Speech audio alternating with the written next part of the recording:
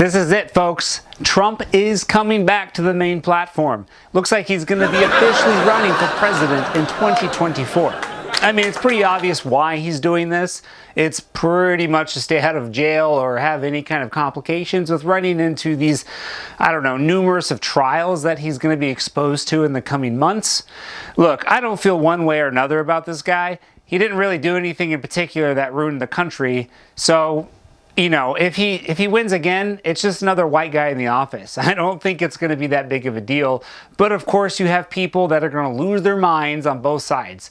It's amazing how the president of the United States impacts so many people at an individual level.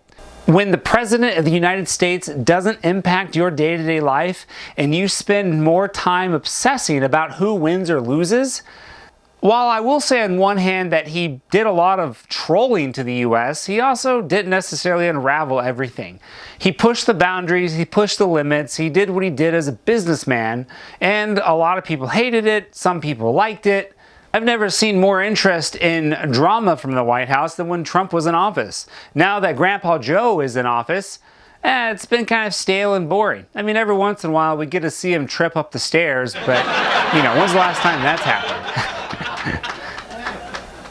But whether it's Trump, Biden, or Reagan, or whoever, a lot of people don't realize that the president can only do so much. Yes, he's powerful. Yes, they're mostly rich, but they can't do everything. And a lot of it is just public criticism. There's people all around them that tell them what to do, and they follow those orders, and sometimes they don't, and they make waves, and then nobody cares. So if Trump runs for president in 2024, and if he wins, I don't expect a really big deal. He's probably going to spend most of his time gloating. He's going to call the press in and be like, I told you I was going to be back in. And I mean, wouldn't you do the same thing? I mean, let's be honest. One thing that I'm going to declare right now on my channel is I am a middle-of-the-road individual. My political philosophy goes straight down the middle. I neither go left nor right. I try to take the elements from each side that make sense and have a conversation about them. But one thing I don't like to do is to take sides just based on emotional favorites.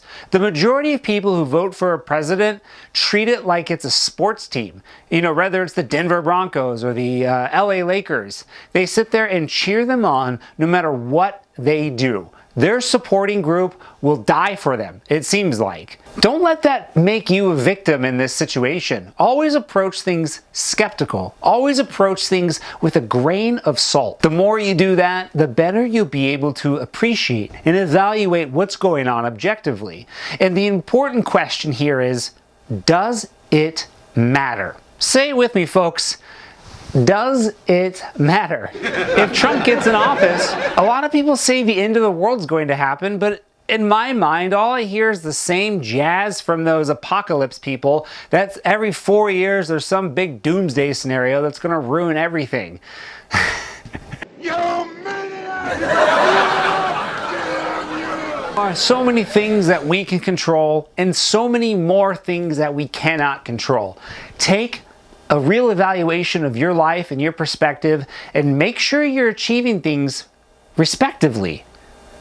Don't go out and harass your neighbors because your team isn't going to win. Look, we should be more worried about Putin blowing Ukraine up with nukes than we should be about who's going to win the next presidency. I don't care if they're yellow, black, white, green, purple, blue. It doesn't matter. We're all humans. We all mostly have the same amount of chromosomes. We all think more or less within 99th percentile of each other. It's really just that 1% difference of us. Oh, no, I'm nitpicking that he wears his pants a little bit shorter than that guy, so I don't like him. I mean, come on, folks. Just sit down, take a moment, take a breather, and understand what is really going to happen.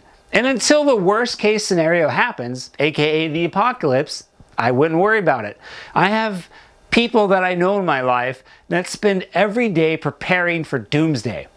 And what does that get them? What if you spend your entire life preparing for doomsday just to end up, if you will, a wasted life? What if you could have been doing something else with that? Spending time with your family, enjoying vacations.